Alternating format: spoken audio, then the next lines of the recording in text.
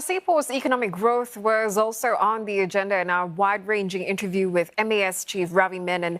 The head of Singapore Central Bank expects growth to slow down significantly next year as headwinds from higher interest rates continue to be felt across economies. I spoke to Mr. Menon alongside my colleague Tang. Quarter three seems to suggest that we have bottomed out. Very early to say, one quarter doesn't tell us what the trend is. And if you look at global economy, so far we've achieved a slowdown in inflation without too high a cost in economic growth. We are expecting growth to slow down further next year globally.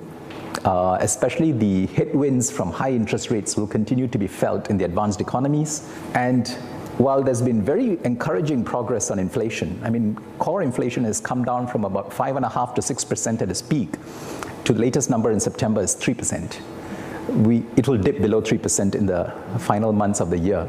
So it's very much in line with our expectation and what we had projected.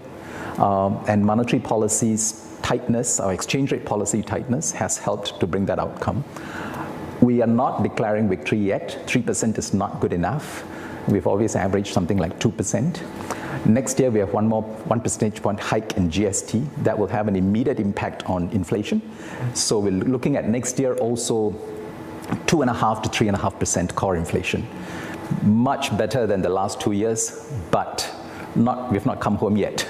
So I think it would be premature to talk about relaxation or easing in monetary policy. And you'll notice that is also the same rhetoric coming out from the major central banks. Some have paused, they've stopped tightening or reduced the pace of tightening, but I think it's too early to ease, because once you ease, and if inflation surges up again, you got to redo all that hard work. So I think central banks are right to be conservative on this and to wait.